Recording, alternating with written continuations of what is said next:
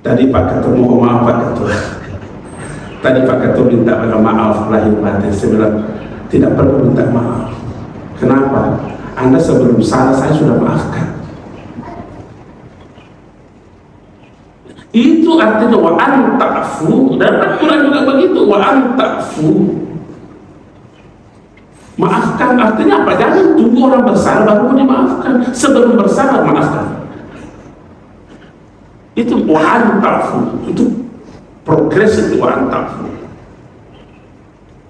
Ditambah lagi wa tasfahu. Apa itu tasfahu?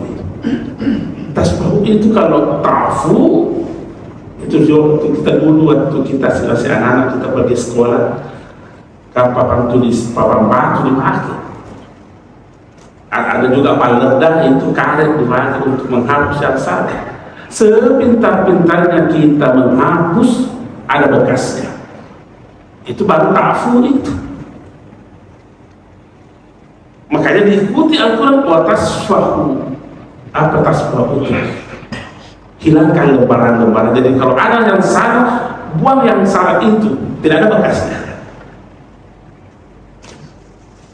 Terus sebuah adalah safha, lembaran. Kalau ada kesalahan dalam barang-barang itu, buang itu yang kertas itu, tidak ada bekasnya. Kalau dilandai maka buang bekasnya. Ini perintah-perintah dalam Al-Quran seperti ini. Seharusnya kita cepat mengkomunikasikan dengan diri kita. Saya tadi waktu imam mengatakan dia baca ayat itu, Allah pasti mengubah itu. Allah pasti mengubah bencana itu menjadi sebuah kebaikan. Balaan hasan. Tadi dia baca itu ayat. Allah akan menggantikan siksaan itu menjadi kebaikan. Kenapa? Karena ini kita berangkat sholat secara utuh, secara sempurna, puasa secara indah, bukan hanya berpedoman pada syarat rukun sahnya secara fikih. Sekalipun itu penting dan wajib, tapi tidak boleh kita hanya bersandar di situ. Yang kita mau cari ini ada energi yang bisa melepaskan kita dari cengkraman pemilihan-pemilihan kehidupan yang salah. Itu semuanya orientasinya ke situ. Jangan-jangan kita hanya selalu memenuhi redahnya diri kita, tapi bukan redahnya Allah yang kita cari. Ada dalam Al-Quran itu, wa minan nasi may yashri nafsahu ibtigha'a mardhatillah. Ada manusia memang mampu mengorbankan dirinya. Yashri itu membelanjakan sebenarnya, tapi kita terjemahkan begini: mampu membelanjakan dirinya, mengorbankan dirinya ibtigha'a mardatillah, karena ada tujuan yang mencapai ridha Allah, bukan ridha dirinya. Ini mardatillah, ridahnya Allah, bukan ridahnya kita. Sekarang persoalannya adalah mampu kita memilah dan memilah yang mana diridai oleh Allah, yang mana tidak. Karena kadang kita dipertemukan dua hal, kita dituntut untuk mencapai itu.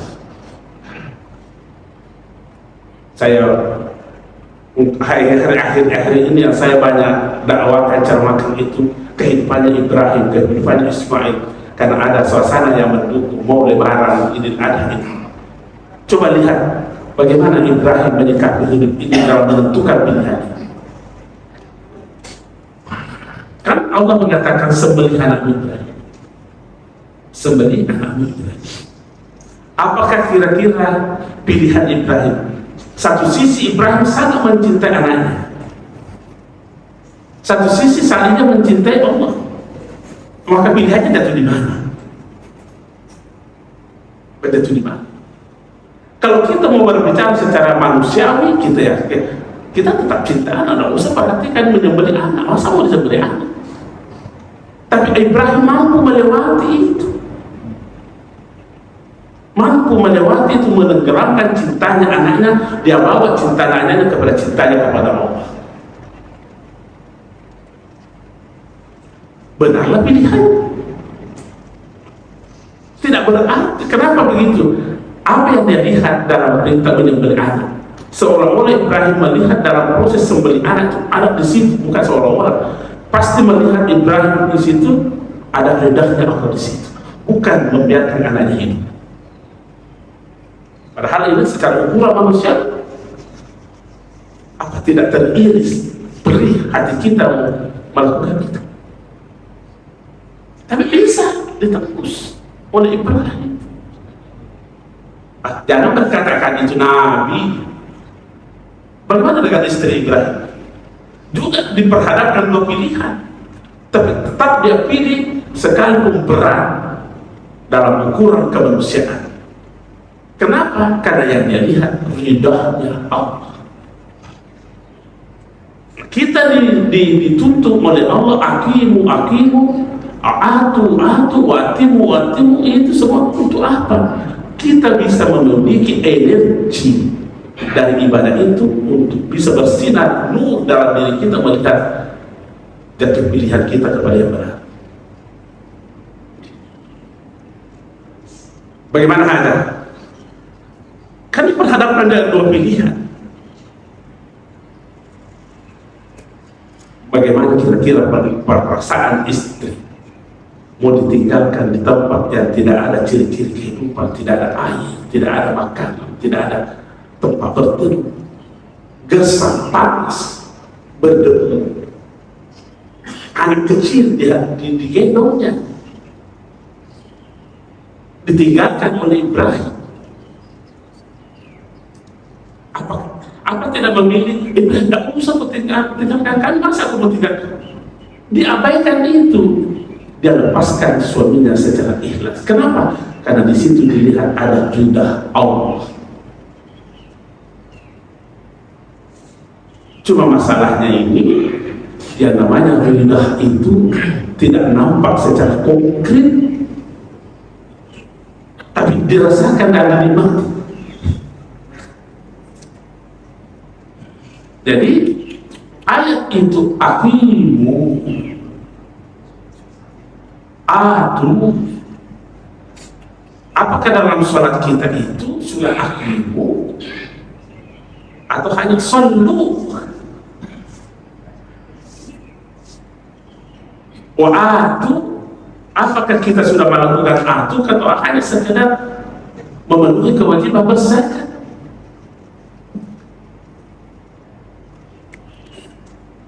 Ini lapas-lapas yang seperti ini memiliki makna tersendiri dalam memahami Al-Quran. Ilmu yang menekuni ini adalah namanya semiotik, dan ini yang saya ajarkan di UI di pasca sarjana. Ilmu seperti ini, semiotik, ilmu yang mampu memahami tanda bahwa di balik tanda ada makna. Ini tanda semua ini.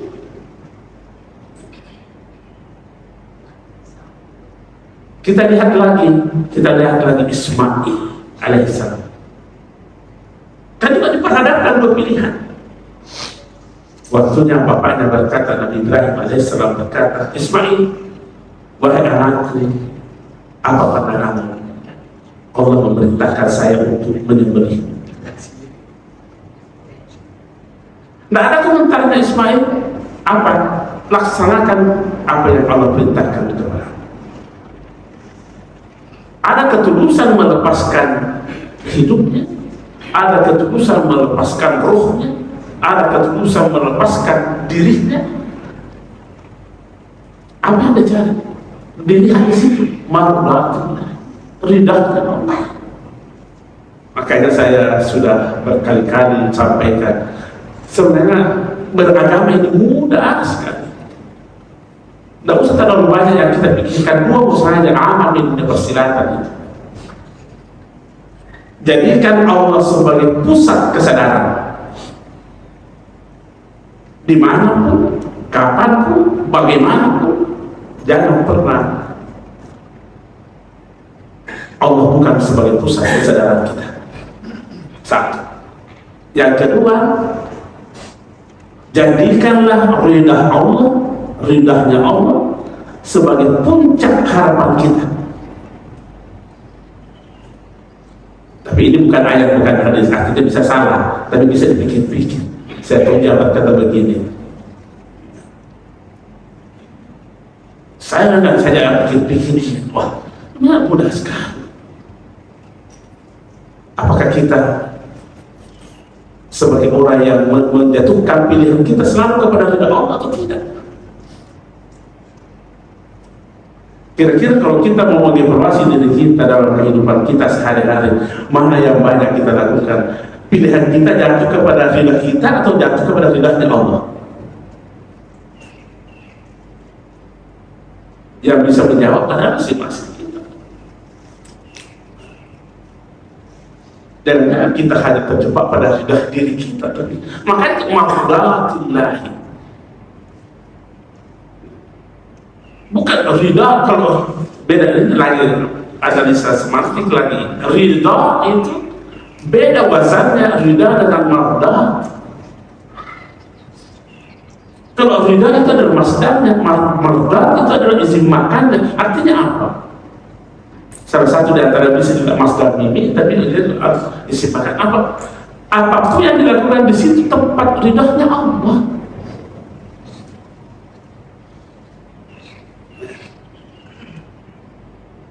Wa minan nasi may yashri nafsahu. Memang ada. Kita selalu dituntut itu.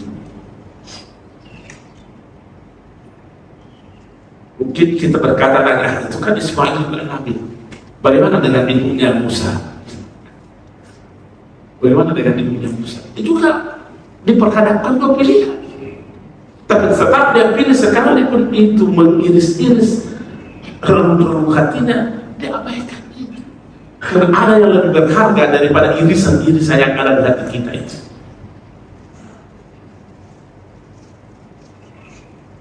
Kan Ibu Musa dikatakan, wahai Ibu Musa, susui anak.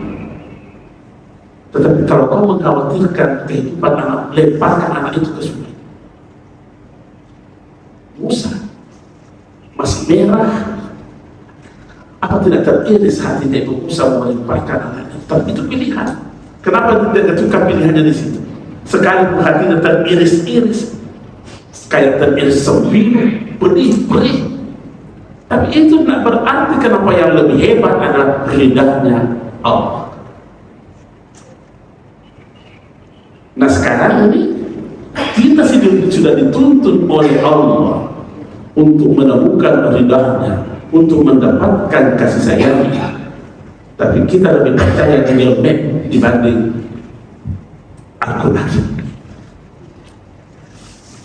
Saya sering kabar ilustrasi begini. Bukan berarti saya mengecam itu Google Map, karena saya nggak biasa menggunakan Google Map. Cuma terkadang jangan-jangan kita lebih percaya itu Google Map dibanding Al-Quran.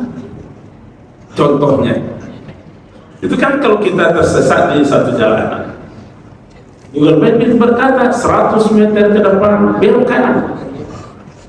Kita tidak ada sedikit pun pengetahuan apa yang ada di belok kanan. Kita tunduk dan patuh ikuti itu.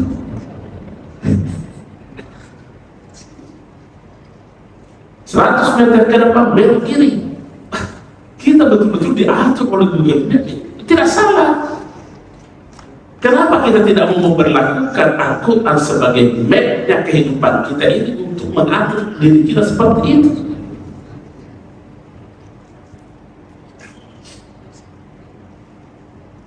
Atur zakat ini perintah Al-Quran. Wa ma tuqaddimu li anfusikum min khair tajiduhu indallah. Lakukanlah yang terbaik. Nah sekarang, apakah kita mengikuti perintah Al-Quran? Lakukan yang terbaik untuk diri. Jangan sampai yang selalu kita ingat yang terbaik untuk nafsu kita.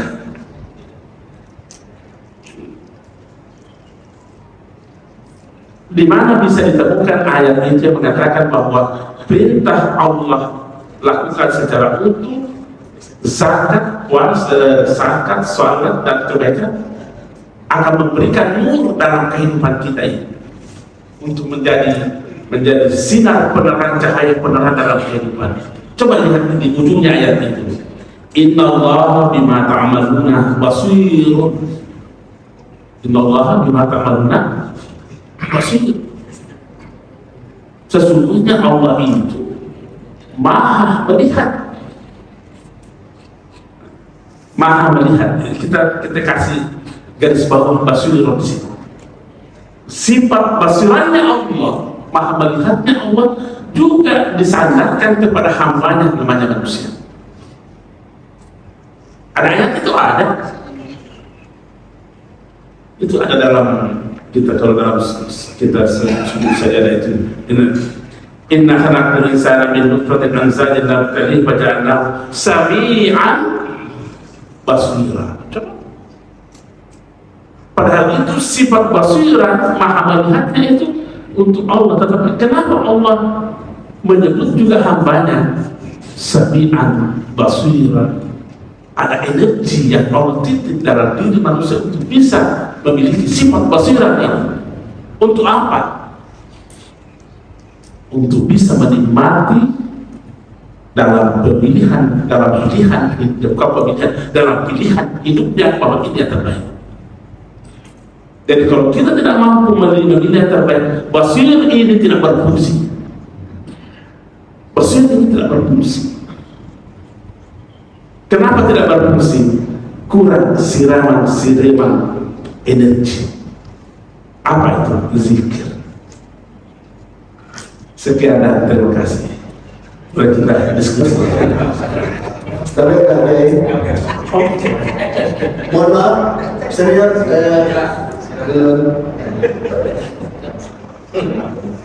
terima kasih atas penjelasannya di ayat ini Pak Kiai, karena ada dua item di sini yang menjadi perhatian.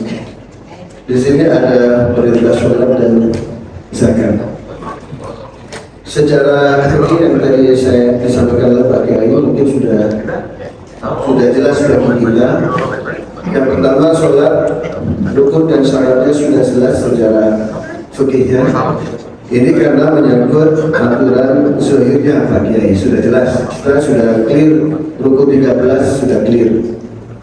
Namun yang di sini ada satu rukun yang mungkin belum bisa dikaji secara detail dan kita perlu masukan dari Pak Kiai mengenai rukun qalbinya. Kalau rukun qauli dan rukun fi'li sudah jelas. Kita sudah pelajari bagaimana makhraj dan tajwidnya dalam bacaannya, arti dan maknanya. Rukun fikih, sujud, takbir semuanya sudah clear.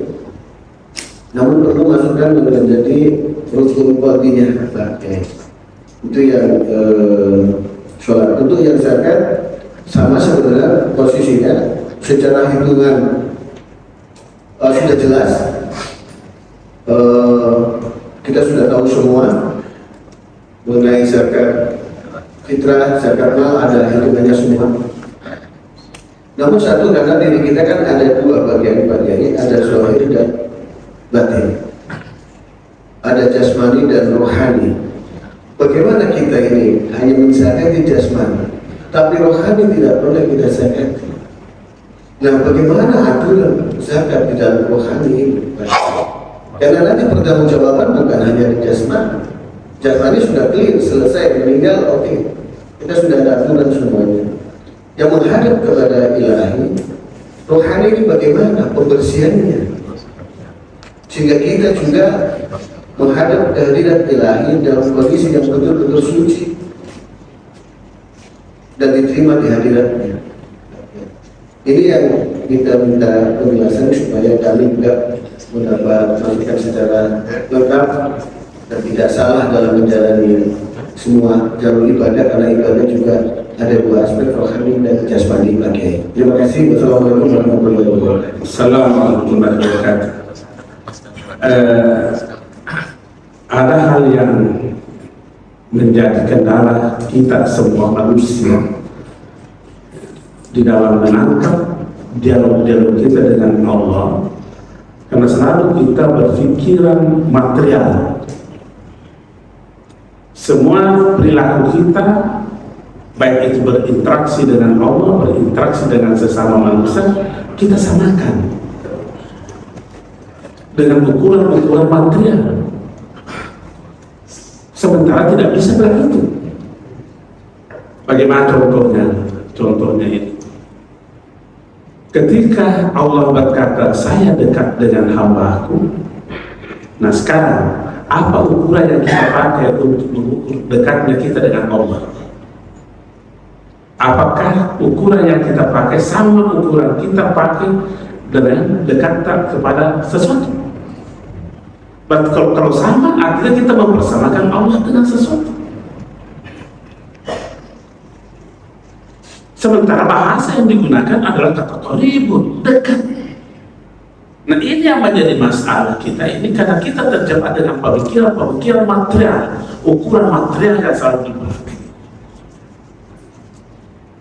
Kalau ukuran materialnya namanya dekat, ya ada jarak. Jelas, sekalipun ini piring ini bersentuhan dengan kitab, tetap ada jarak. Itu ukuran materialnya. Ukuran materialnya. Dalam kata dekat ini selalu ada arah yang kita hadirkan. Oh, gelas di sebelah kanan, kita di sebelah kiri. Itu kan ukuran material. Ukuran material. Apakah interaksi kita dengan Allah kita menggunakan seperti ini? Kita mempersamakan Allah dengan sesuatu begitu. Kita sampai ke masjid ini, kita sampai, pasti ukuran yang kita pakai selalu ukuran material.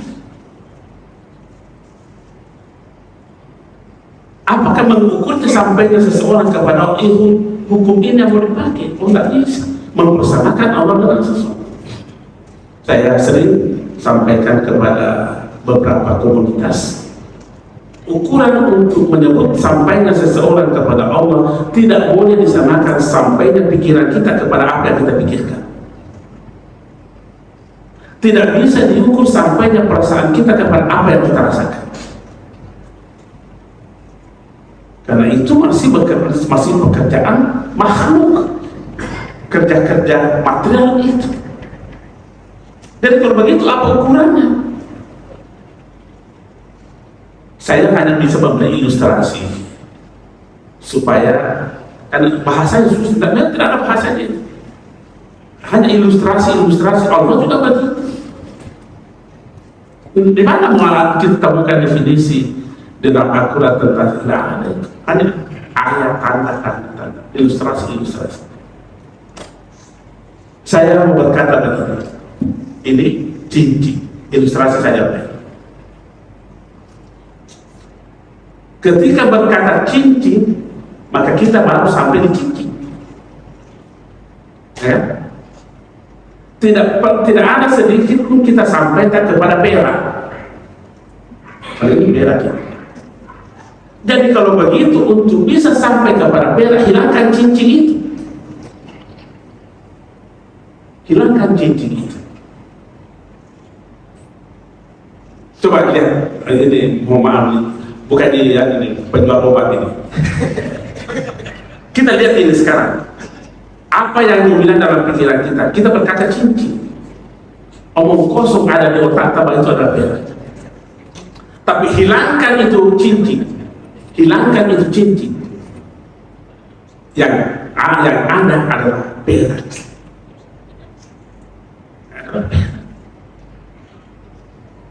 Makanya kita berzikir la ilaha illallah. Tidak adanya perak, katakanlah begitu. Tidak adanya cincin kecuali karena adanya perak.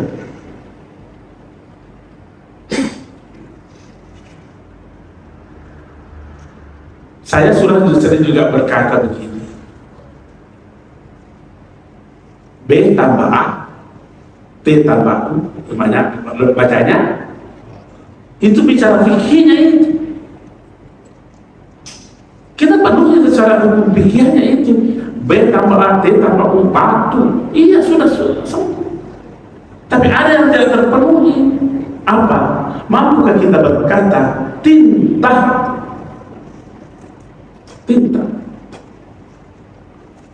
Hilangkan itu B, A, T, U, dan yang menonjol dan tampak yang hadir adalah tinta.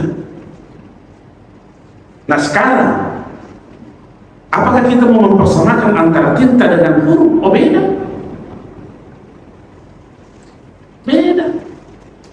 Antara ini ilustrasi yang seperti beda antara tinta dengan huruf. Karena ada huruf, ada tinta yang berbentuk C, berbentuk T, dan sebagainya. Tapi persoalannya yang mana tinta, yang mana huruf?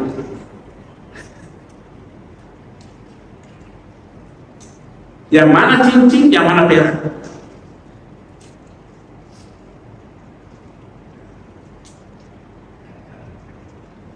Itulah harus kita hidupkan sebenarnya la ilaha illallah. Tidak ada yang ada kecuali adanya yang maha ada. Nah kalau ini menjadi rohnya ibadah kita, ini ada pernyataannya Ibnu Athaillah Al-Sikandari berkata begini, itu adalah merupakan energi yang amat sangat dahsyat untuk melepaskan at-takhallus anil ghaflah. Itu kata-kata energi yang sangat amat kencang yang bisa melepaskan seseorang dari kelalaian. Kelalaiannya itu suatu kelalaian besar. Kalau kita hanya selalu melihat perak, selalu melihat cincin, tidak pernah melihat perak. Ini kan cincin hanya tanda,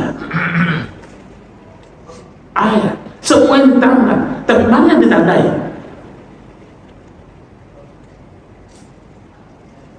Inilah hukum, inilah ini harus.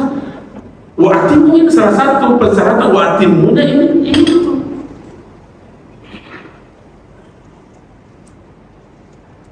Karena susah memberikan definisi itu yang namanya zikir. Bang memang dalam Al-Quran tidak ada definisi itu zikir dalam Al-Quran. Cari lagi. Ada? Tidak.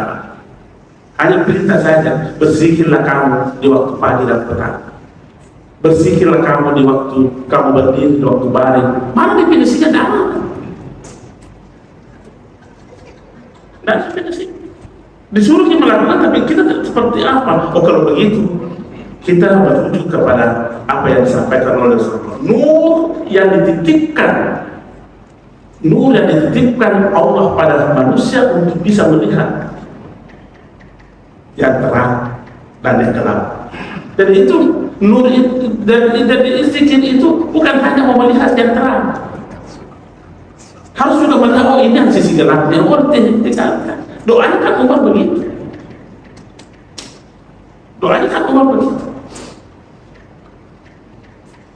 Pernah saya bergurau kepada jamaah di Bone. Oh, maaf, saya bergurau di Bone. Ada yang bertanya begini, apakah betul zikir itu dapat menutup kita dari, melepaskan kita dari kegelapan? Dan saya bilang, oh saya tidak berpikir begitu. Karena memang yang saya mau datangi bukan kegelapan, terang yang saya mau datangi. Tidak pernah sedikit terpikir ada gelap. Kan saya tidak pernah membawa gelap dalam kehidupan kita ini.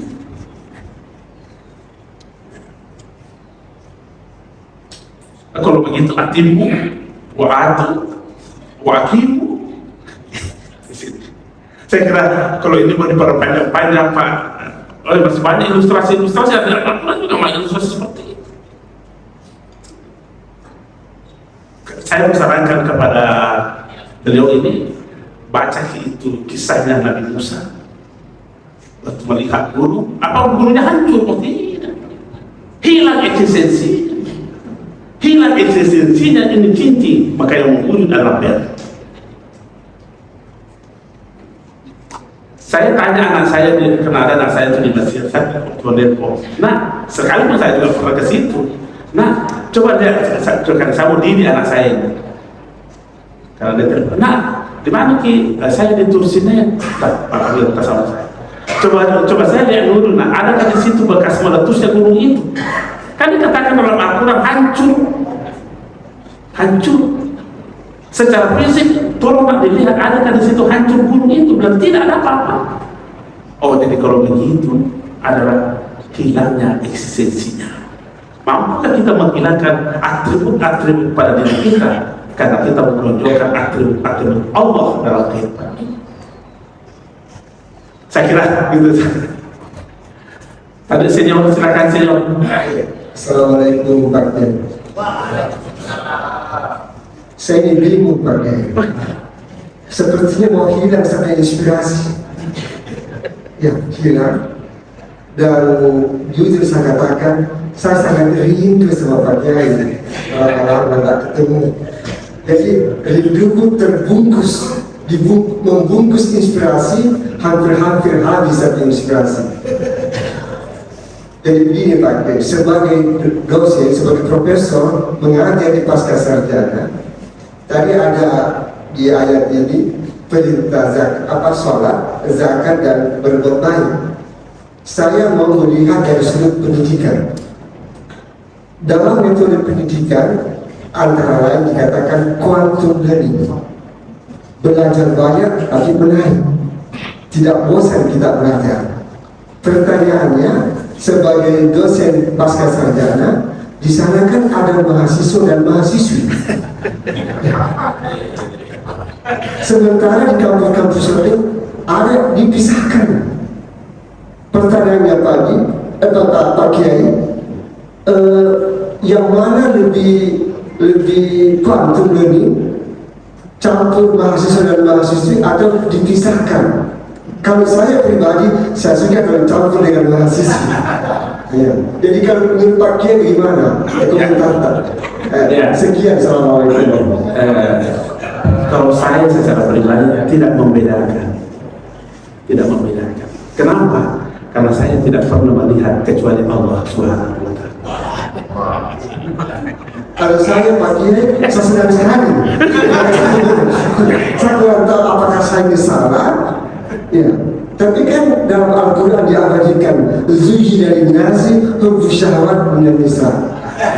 Dan saya tidak sadari Pak Kiai. Ma min ahadin illa lahu syaitan. Tidak ada seorang yang tidak punya setan. Katanya Pak Kiai itu tidak punya setan, tapi bukan Kiai kita, bukan. Dan saya bercanda Pak Kiai, saya dengan dia, saya ikut diriku sendiri Pak Kiai. Saya kira cukup sekian. Siapa tahu ada kue mau dimakan di luar. Assalamualaikum warahmatullahi wabarakatuh. Jadi isu sebenarnya kerinduan itu Pak. Cinta itu adalah penyakit yang kita inginkan. Itu penyakit yang kita inginkan. Cinta sampai pada ungkapan begini dalam membandingkan suatu bentuk cinta, laula burudatal bahri la kuntu ilaihi syauqa. Seandainya bukan karena dinginnya laut, niscaya aku akan terbang menemui. Ini cinta palsu. Cinta palsu. Kenapa? Ada penghalangnya. Laula burudatal bahri, seandainya bukan, tidak ada penghalang. Dinginnya laut menjadi penghalang untuk menemui yang dicintainya.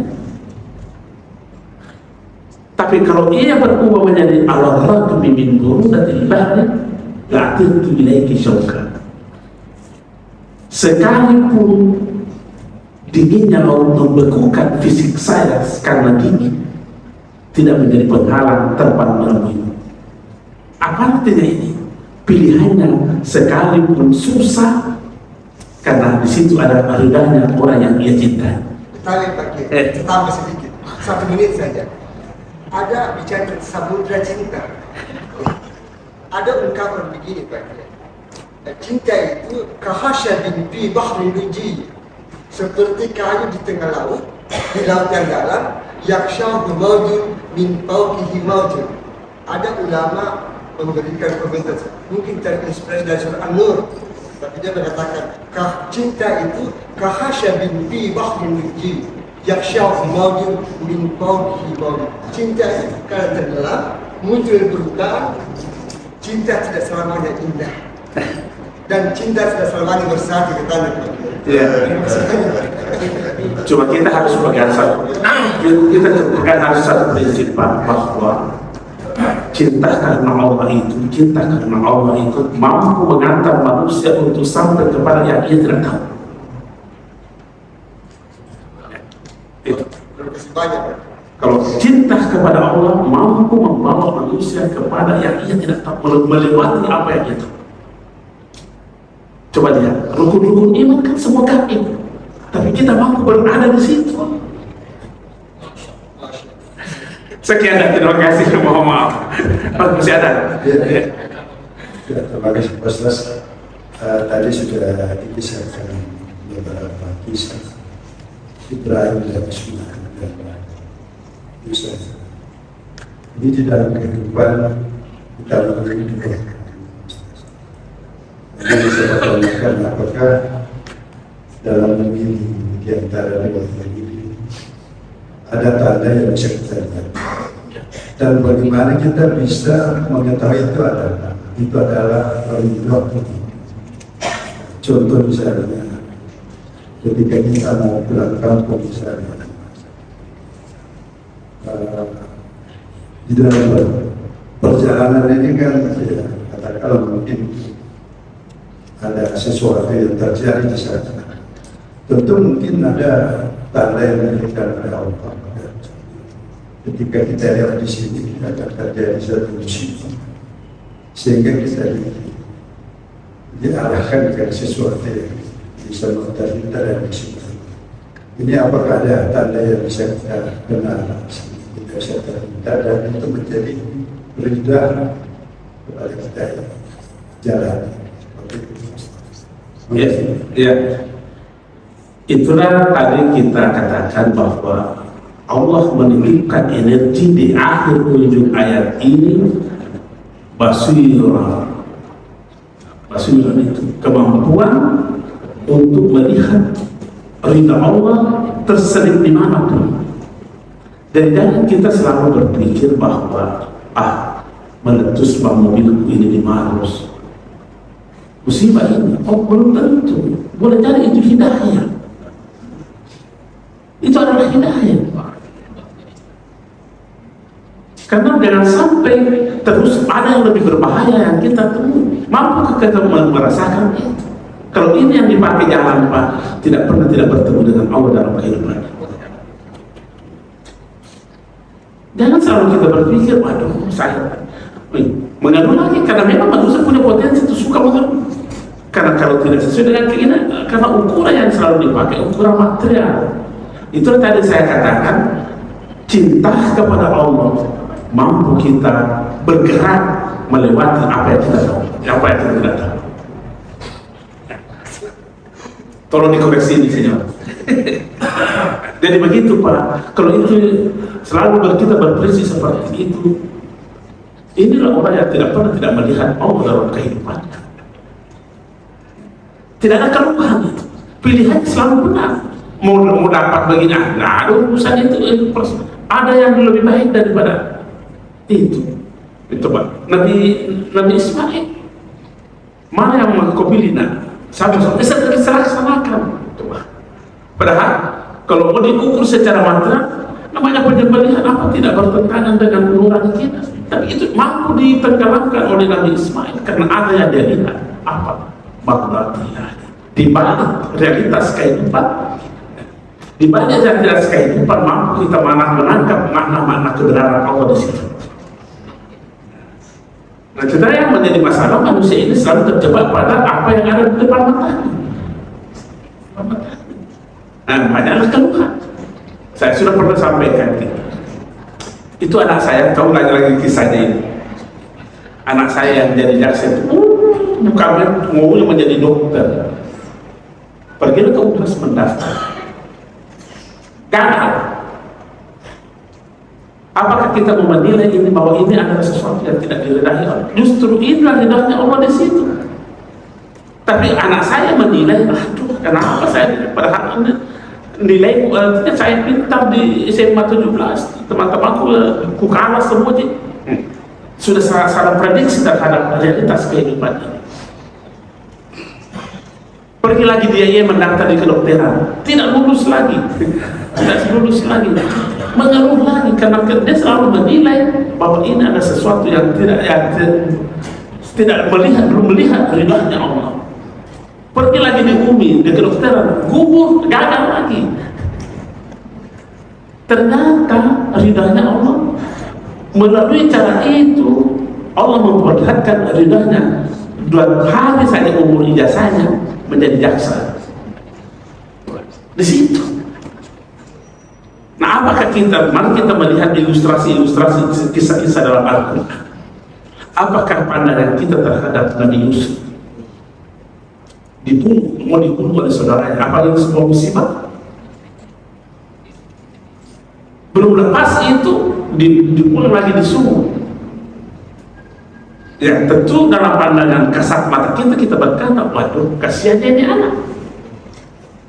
Tapi pernahkah kita memikirkan apa yang kita tidak mampu jangkau, bahwa ini nanti jalan menjadi raja di Mesir? Itulah sifat latifnya Allah. Tidak selesai itu dibuat di sumur, dijual lagi. Belum selesai penderitaan dijual, dipenjara lagi, dipitnah, dipenjara lagi. Karena kalau ukuran material kita bahwa atas sisanya dia anak ini. Padahal itu adalah penjajahan untuk mewujudkan ridhanya Allah, menjadi raja di Mesir. Seandainya bukan itu, tidak bisa Yusuf sampai di Mesir. Nah, ini persoalannya, adakah keberterimaan kita terhadap apa yang Allah berikan pada diri? Sekian dan terima kasih. Saya kira cukup pada saat ini. Mohon maaf ini. Assalamualaikum warahmatullahi wabarakatuh.